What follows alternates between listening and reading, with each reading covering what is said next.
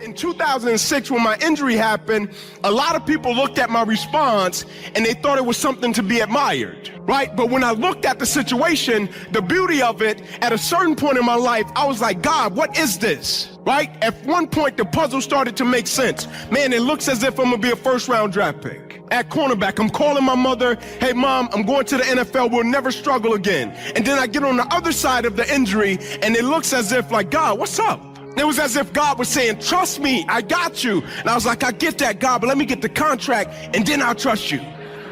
And God was like, no, I got something sweeter for you. It might be a little hard, it might take a little bit longer, but I just need you to trust me. And I'm like, I get that part, but my mother's working at Wendy's. I really want to help my mother. I got a little sister, she's here today. She goes to Tennessee State. Like, I really want to help my mother and my little sister. God was like, no, I got you. And so now when I look at it, I'm like, man, I'm so foolish. Like, God had it planned all along. As soon as I hit campus, God was like, let me get him in discipleship. Let me start preparing him for the battle before the battle even happens. Let me put victory in his spirit and in his mindset so when the injury happened, his perspective is already shifting. Let me get him prepared for it so when it happens, he can step back and see the bigger picture. And so the beauty of it was when Coach Foreman came to see me in the hospital, and I love it. Coach Foreman came to see me and he shook my hand. He said to me, Inky, how you doing? I said, Coach, I'm blessed. He said, you sure, buddy? I was like, yeah, I'm good. I was like, I gave everything. I'm good. He's like, you sure? I was like, yeah, Coach, I'm good. And he walked out and I could tell he was trying to figure it out. Like, man, why did he say that?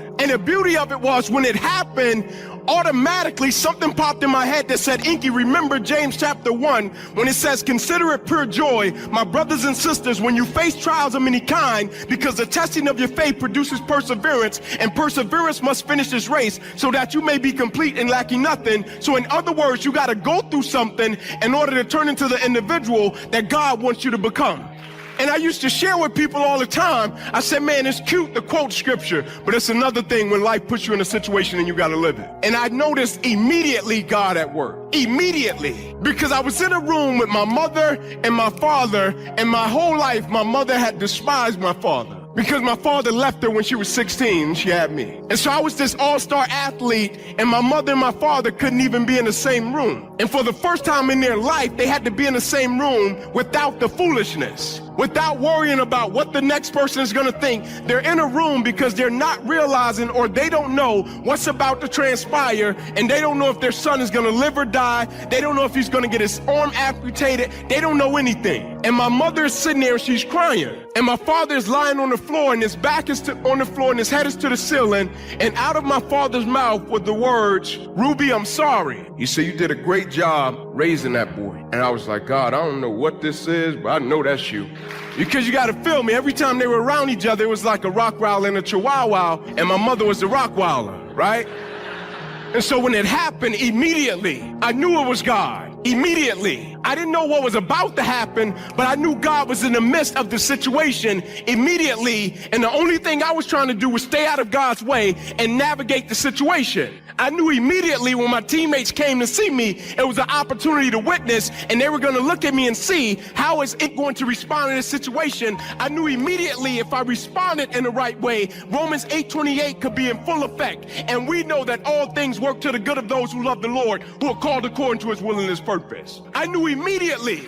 And my father said to me, because the $1 million question I always get everywhere that I go, people say to me, Inky, come on, man, tell me, you'll change what happened to you, right? Because I always say, man, I wouldn't change what happened to me for the world. I always say, this is the third best thing that's ever happened to me outside of marrying my wife and having my 2 children. And people would pull me off to the side and the back and say, Ink, tell me, keep it real with me. You would change it, right? Like, you got a paralyzed right arm and hand, man. People pull me off, Ink, be real, man. If you could be in the NFL right now, making millions of dollars, you'll change that, right? And I'm like, no, I wouldn't change what happened to me for nothing. Let me tell you why. When my injury happened, my father said to me in the hospital, Inky, I'm gonna come and stay with you for the next 30 days. He said, I'm gonna just help you. Whatever you need help with, man. Washing clothes, whatever you need, I'm gonna help. Now, my father had never spoken like this, had never did anything like this. And I'll never forget, my father said something to the extent one day of, and how could this God let this happen to you? Like, my father wasn't a believer like that his whole life. It's like, Ink, I see you go to church and you give glory to God. Like, how could this God let this happen to you, man? Like, I see you go to FCA, Fellowship of Christian Athletes. Like, how could this God, like, let this happen to you, man? I call you on Saturday night, see if you're out at a bar, and you tell me you're in with your roommates and y'all doing some stuff for discipleship. Like, how could this God let this happen to you, man? Like, how could this God let this happen? And I'm like, man, God about to spank him. But I knew the 30 days that my father wanted to come stay with me, as bad as it may sound, it wasn't so much about my father coming and assisting, even though I know he wanted to assist, as much as it was about my father coming to say, let me see how he responds now. Like, I'm on the fence with my faith. My father at the time, I'm on the fence with my faith. People are talking about this God thing. I'm trying to figure it out. I really can't comprehend it. I see bad things happening to people that I consider to be good people. So let me try to figure it out. It's somebody I love, somebody I respect. Now they're going through an extreme level of opposition, and they've lost the thing that we both place our identity in. And so, yeah, I want to help him, but I really want to see how he's going to respond to the opposition. And he says he's a believer. Now I want to see if he's still going to pray at night. Now I want to see if he's still going to say, glory to God. Now I want to see if he's still going to say, hey man, can you take me to Fellowship of Christian Athletes? I knew it. And my father would take me to Fellowship of Christian Athletes. He would drop me off and he would say, I'll wait out here, Ink, I'll be waiting on you. He would take me to church, say, hey, Ink, I'll be waiting on you. He would go to rehab. When I would go to rehab, he would lay down on the table and they would be putting heat packs on his back. And they would put the heat pack on, put the heat pack on. And I'll never forget, one day we're in the training room and they're putting so many heat packs on his back that when they pulled the heat packs up, his back was completely raw, because he was carrying a burden that wasn't his to carry in the first place. He was trying to carry opposition that wasn't his to carry in the first place, but because he had no connection, it's like Wi-Fi. He couldn't connect, so he didn't have anybody to give it to, and his ego was in full effect, edging God out. His ego was in full effect, and it was breaking him. Every single day, he went from 6'3", 250, to every single day his back got lower and lower. And every single night, the routine was the same. I would get on my knees, I would pray at the same time. And my father would get up and he would walk by Ramon Foster's room, 6'7", 375. And he would say, hey, big boy, you good? Ramon would say, I'm good, Pop. He would walk by my room. He would say, Ink, you good? I would say, yes, sir, I'm good. He said, all right, good night. Every single night, on the 29th day, my number was 29. My favorite Bible verse is Jeremiah 29:11. For I know the plans I have for you, declares the Lord. Plans to prosper you and not to harm you. Plans to give you hope in the future. On the 29th day, the day before my father was scheduled to leave, I hear my father, hey, big boy, you good? Ramon says, I'm good, Pop. He walks by my room. I'm on my knees on the side of my bed getting ready to pray. I said, Ink, you good? I said, yes, sir, I'm good. He goes to walk off and he comes back. He steps in. He says, hey, Ink. I said, yes, sir. He said, you know that God you pray to? Yep. So you know that God you go to discipleship, FCA about? I said, yes, sir. You know that God I take you to church about? Yep. He said, if that God can help you handle this situation the way you handling it, he said, son, I want to give my life right.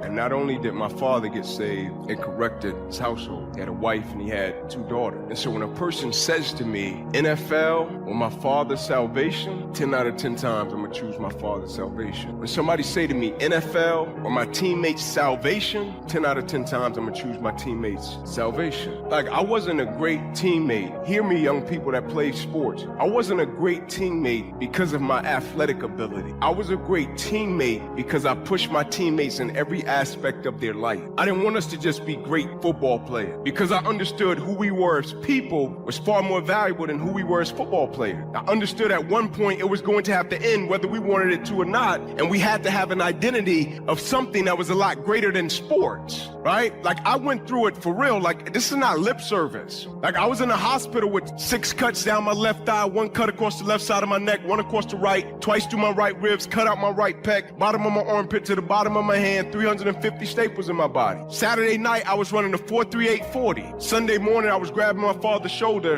and I was trying to learn how to walk again, walking laps around UT Medical's hospital. I was bench pressing 350 pounds. To Sunday morning, waking up and I couldn't feel my arm, and I would go to sleep early every single day because I thought it was a bad dream. Until they told me, son, you gotta break your plexus avulsion and you ruptured your subclavian artery in your chest, and we gotta take the main vein out of your left leg, plug it into your chest in order to save your life, or you won't be here in the morning. And they came to me and said, Inky, if we could just get you to assisted daily living. I said, what is that? They said, if we could just get you to the point to where you can get a grocery bag when you're with your wife and you can tuck the grocery bag under your arm, that'll be a win for us. They said, if we could just get you to a point that you can grab a pen or a pencil and you can just put your hand on it and write like a kid, that'll be a plus for us. They said, so here's the catch. We can put you in a 2-year process from Knoxville to the Mayo Clinic, and we'll order you every piece of equipment on the face of this planet for your arm. Said they're the best doctors in the world, right? I said, what's the catch? They said, the catch is this, Inky. We can't guarantee you after the 2 years that your arm will work. We can't guarantee you after the 2 years that your fingers will flex. We can't guarantee you after the 2 years that you will have feeling in your back, in your arm, in your shoulder. We can't guarantee any of that. It's a break your plexus. Nobody knows what's about to happen. They said, go to 10 people that you value and you respect and ask them their advice. I went to 10 people. I said, listen, man, here's the situation. What do you think? All 10 told me, Inky, don't do it. And I understood it. They cared about me. They loved me. I said, why? They said, they can't guarantee you that your arm will work. Why will you go through that? They said, they can't guarantee you all of this equipment is going to help you. Why would you go through that? And I remember responding to him in the fact of, man, I thought courage was the ability to start something without any guarantee of success. I thought courage was the ability to embrace a process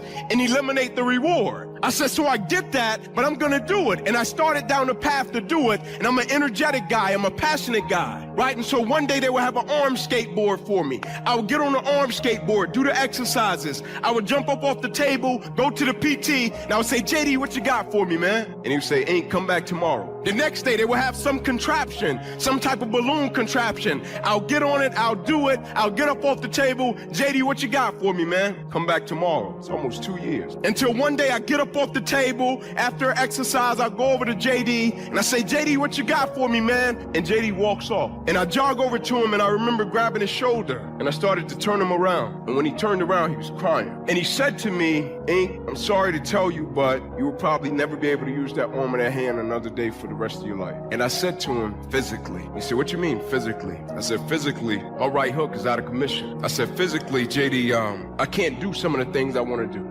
Now, let's talk about content, because no matter what you're doing in this room, you're gonna have to produce it to achieve what you want. The problem is, there's a lot of ways to produce content. One of the biggest issues that I'm excited to address here is in a world where Instagram does extremely well, or YouTube, people think pictures and videos are the only way to go. I'm here to tell you that 2 of the places I'm most excited about are the written word and audio.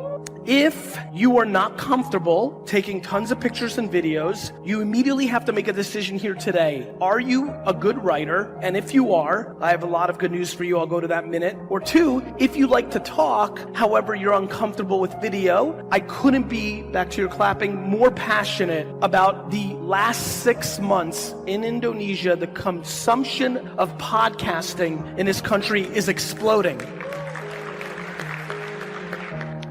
The unbelievable ease to produce a podcast and distribute it in 2019 is remarkable. There's an app I've been talking about a long time. It just got bought by Spotify called Anchor. It's called Anchor. You can download it on your phone. You literally record on your phone. You press 2 more buttons and it puts it all over to the different podcasts. No friction. You could be doing it right now. So the excuse of I don't know how to do it, or how do I produce it, or do I have to go to the radio station, and how do I do nothing. Cost of entry 0. Friction 0. Literally, all you have to do is Google, how do I use Anchor, or download it. I highly recommend, if you have something to say about some category, I highly recommend getting very serious about podcasts, because I believe that audio over the next decade is going to be one of the biggest ways we consume, because we don't like wasting time. Humans love efficiency, and audio saves time. Audio is exploding and will continue to explode, and I highly recommend recommend you look at it seriously. Another thing that's interesting to me is actually a little tidbit I don't share very often, but I always say, watch what I do, not what I say. When I looked at the hashtag or the comments for this conference, I looked at a bunch of accounts. The number one mistake I believe people are doing on Instagram right now is not leaving enough written copy.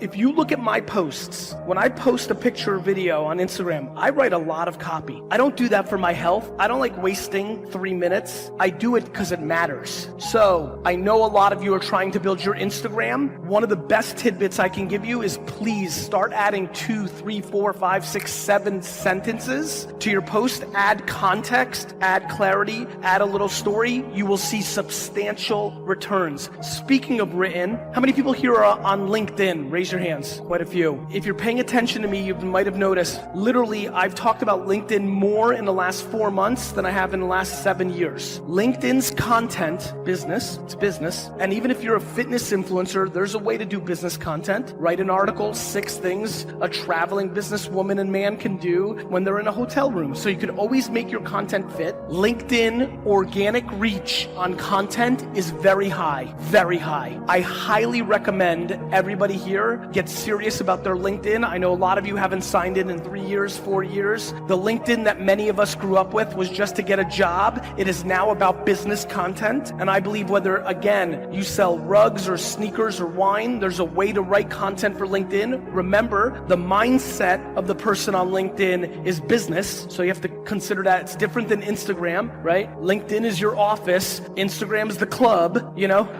So you have to act differently. You have to act differently, but I'm telling you right now, LinkedIn and Spotify podcasts for a lot of this room that hasn't been making is a very big opportunity. Posting 3-4 times a day on Instagram is a very big opportunity. All this content that I want you to write is a very big opportunity. Content is how you will make your happiness happen. Putting out content is how you will make your happiness, whether that's build a big business, whether that's get a dream job, a collaboration. Content, talking, content is how you'll make your happiness happen. The problem is I need you to look inside yourself and tell me why you're not doing it. To me, what I've learned in the last 5 or 7 years, I can sit here for half an hour and give you every detail. I can tell you right now that if you go into your explore page on Instagram and click on every one of those videos and then go leave a comment on that post, a thoughtful comment, watch the video or picture, not just hey or an emoji, look at it and spend 2 minutes and leave a comment, that if you do that 30, 40, 60, 100 times a day, if you're hungry, if you're ambitious, if you want something, if you do that, I know that will work. It will work. You will grow. You will get more attention. You will get more attention to your business, to yourself. My question is, why won't you do it? My question is, why won't you do it? Will you not leave a comment because you're nervous to leave a comment on somebody who's famous's page? Will you not leave a comment because you think somebody's going to judge your comment? Will you not leave a comment because you don't want to spend an hour leaving comments? Why? For me, everything is about reverse engineering. What do you want to happen? Like what? What do you want to happen? And then understanding in 2019 that written words, audio, and video on 7 platforms can get you there is remarkable. It's just remarkable. It's so crazy to me.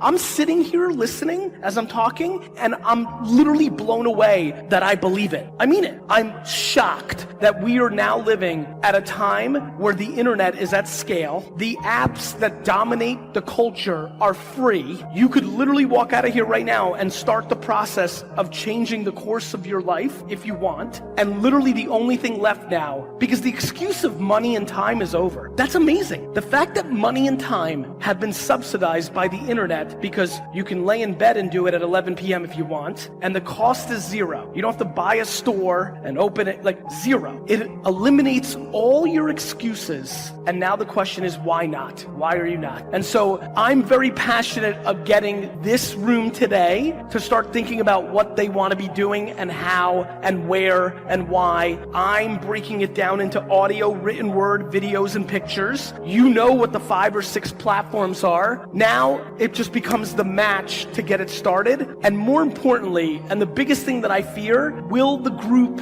have enough patience to see the results? I was on Twitter from 2007 to 2011, and I replied to every single person that tweeted at me. And in the beginning, because nobody knew who I was, I went to Twitter search and I searched the word wine and other wine terms, found people talking about it, jumped into the conversation, and left good information. I did that for 7 to 8 hours a day for 4 years before anybody gave a fuck about who I was.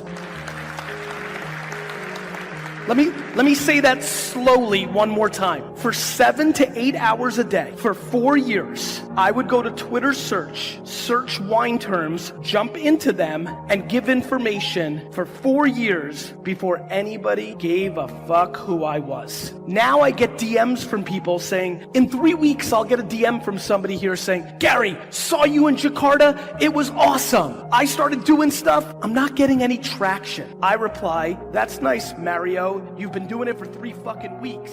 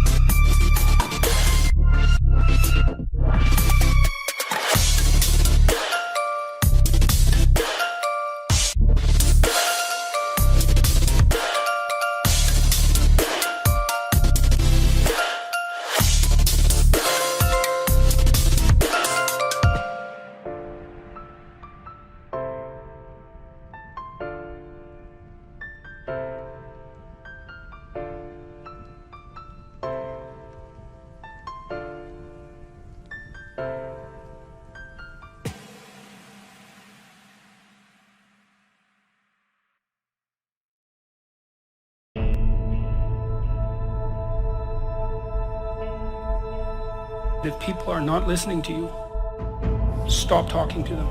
That is the best piece of advice that I can give you. And if you stop talking to people who aren't listening to you and start watching them instead, they will tell you what they're up to. But so if you have things to say them, but you find people that will listen.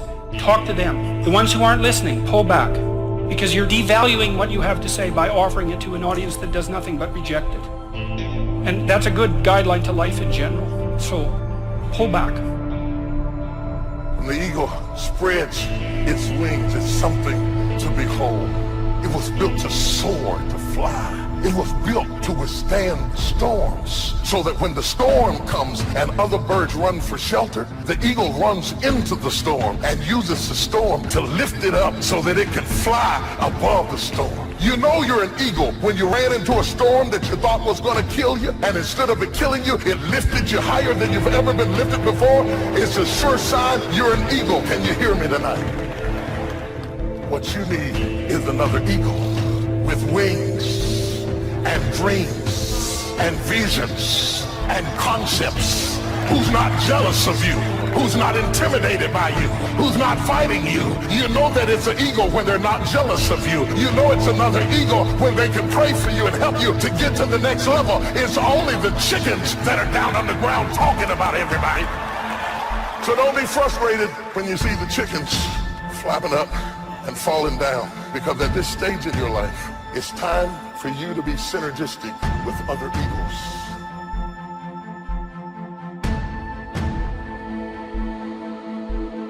When you're an eagle, you're meant to rise up. We don't rise up when everything's going well. We rise up regardless. You're trained to rise up on your worst day. That's who you are. In the worst of circumstances. No place for whining, complaining, being anxious, being negative. It's totally unnecessary. Eagles live on another level. Eagles think on another level. Eagles dream on another level. Eagles function on another level. If you had somebody reject you, leave you, stop crying about it. It was just a chicken.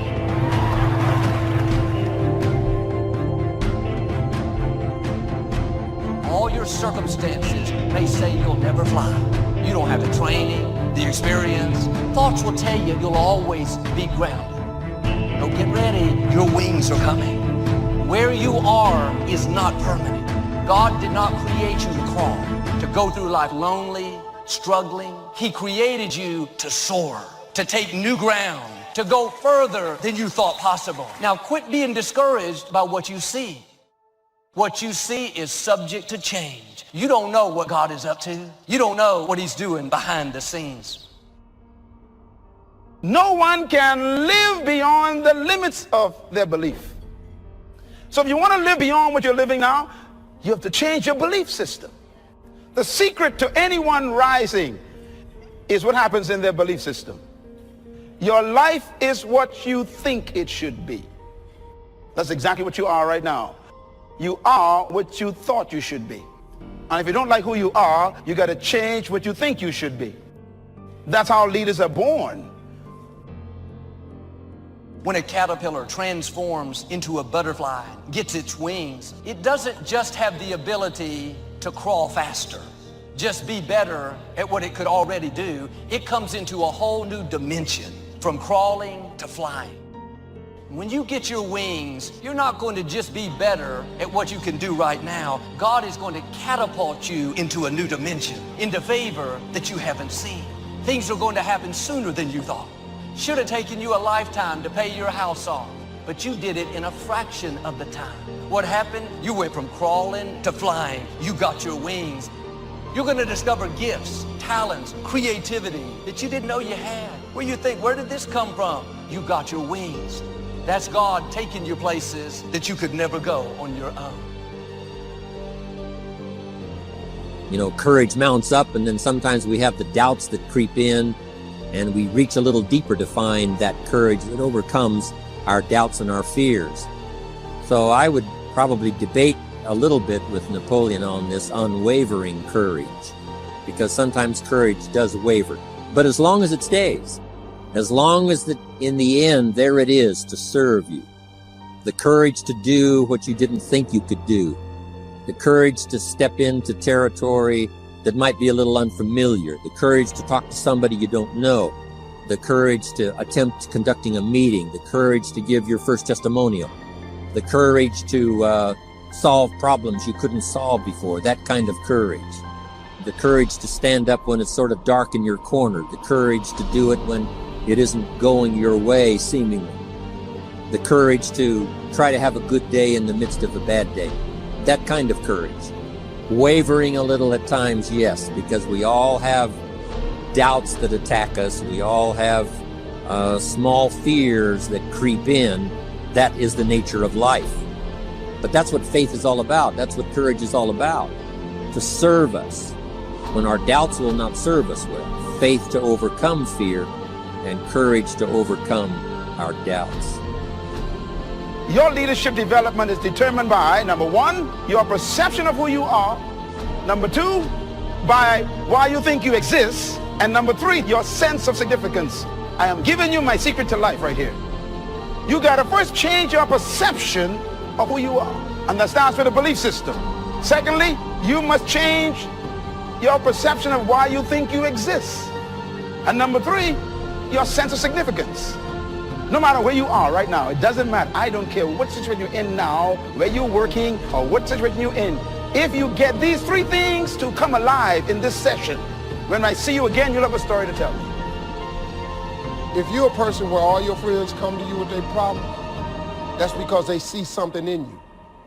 You're more balanced and stable. But you got to remember this old saying. If you're the smartest person in your group, you need a new group. It ain't nothing bad. You just got to upgrade people in your life. You cannot be the go-to person in the group. So, just upgrade your friends. Don't worry about it. You have a gift. You solve problems all the time.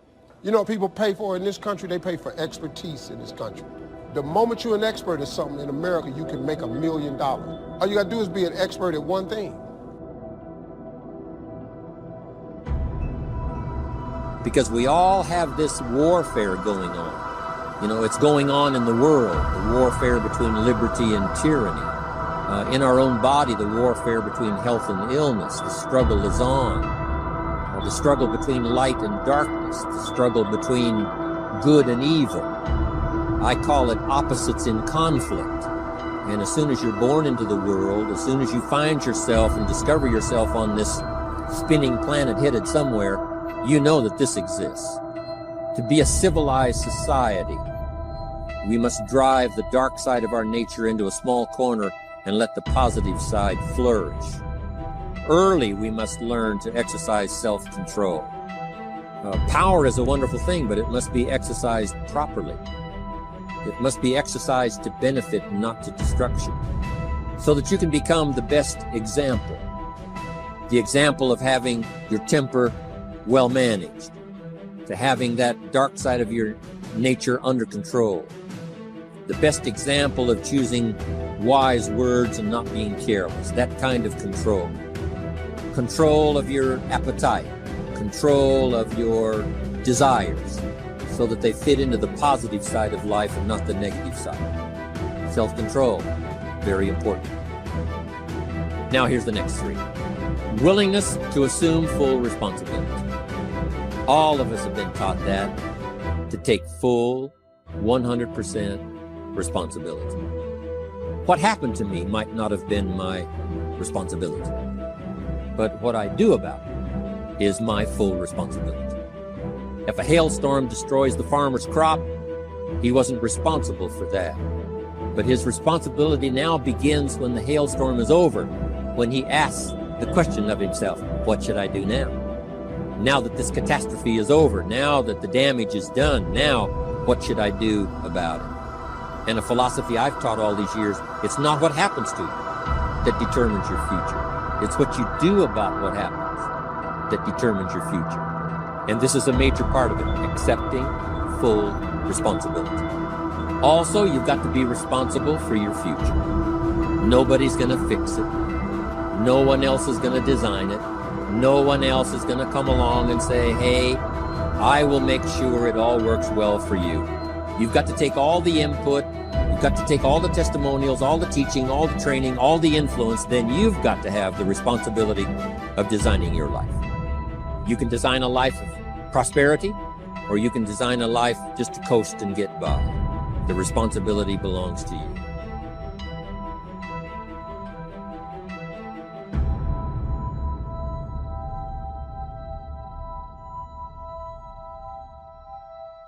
Discover that you are important to the human race, you are important to the world, you are important to your universe.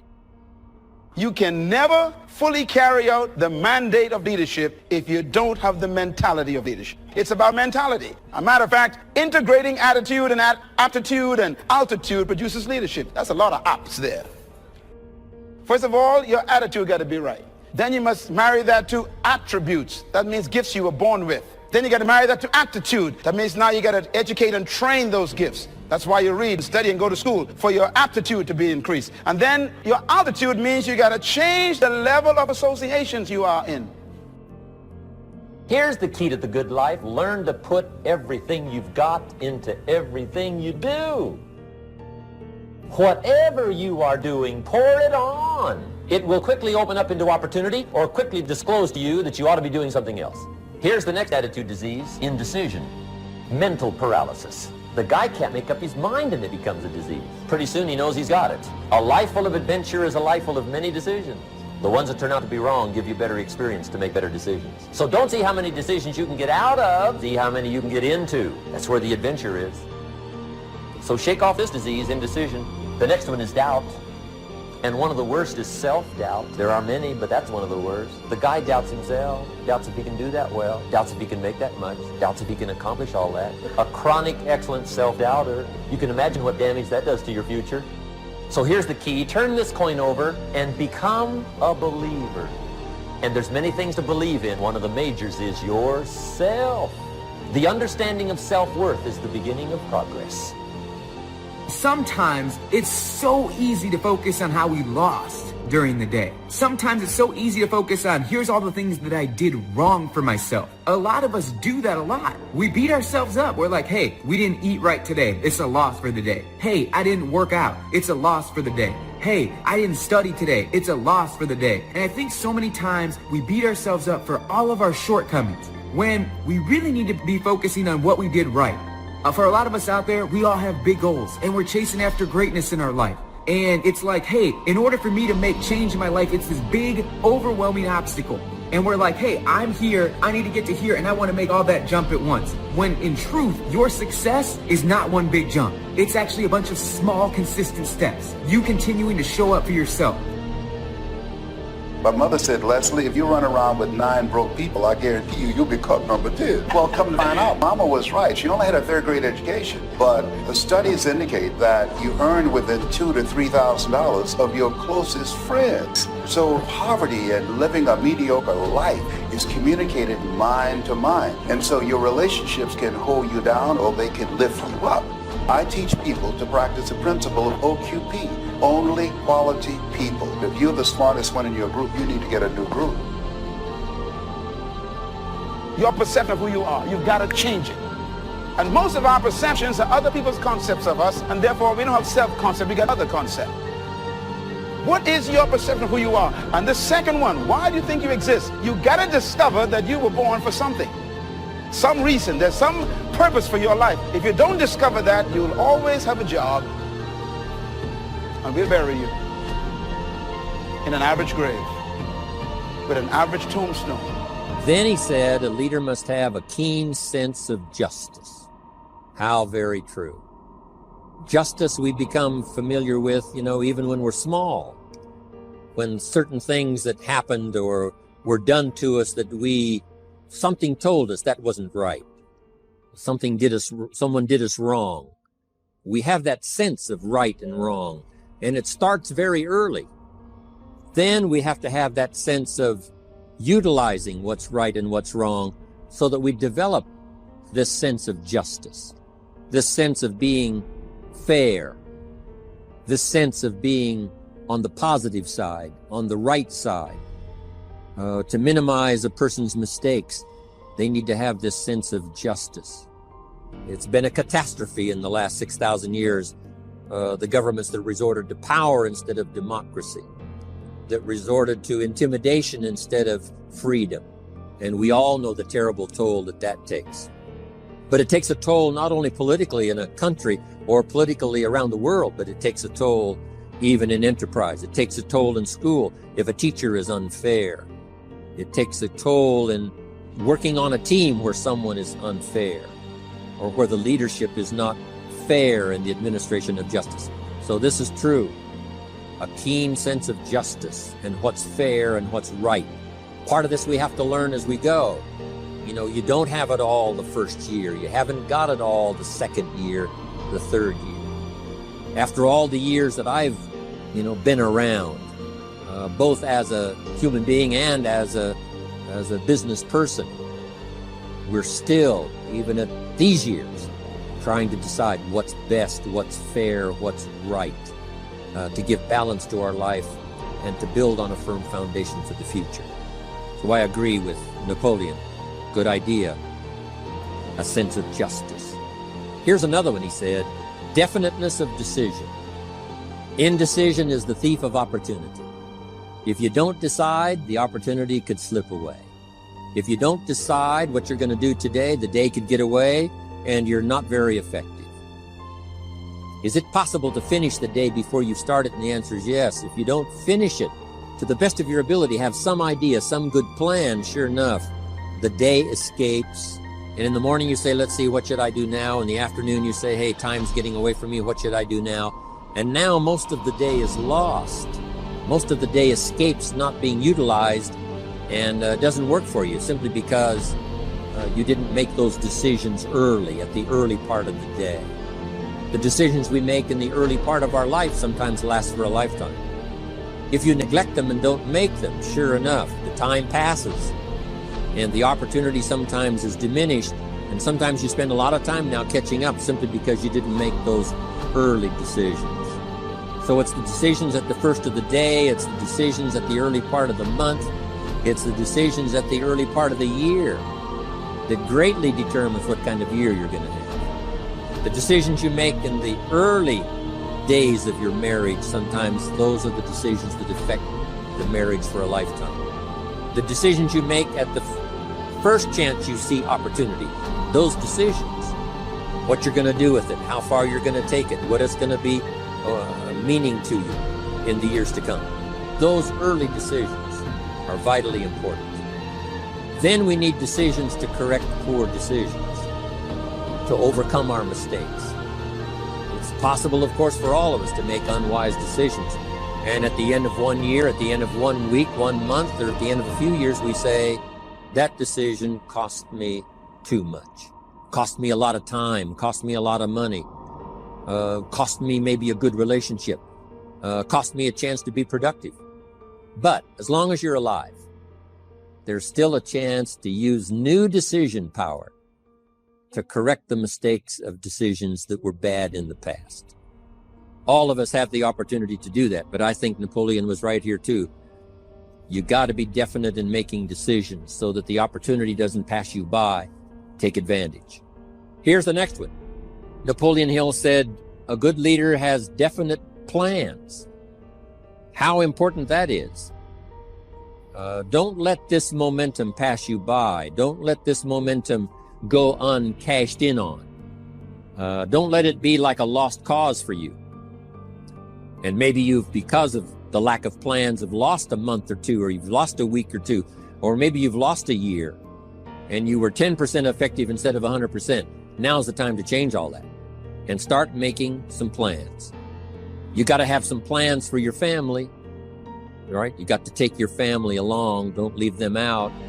One of the challenges all of us have in making our plans is how to balance everything, to make sure that we don't regret at the end of the year, I spent too much time on that. I spent too much money. And then if you have, say, how can I not do that again? And construct some better plans so that you won't have any regrets at the end of a year to come, 5 years to come, 3 or 4, 5 years to come. Definite plans.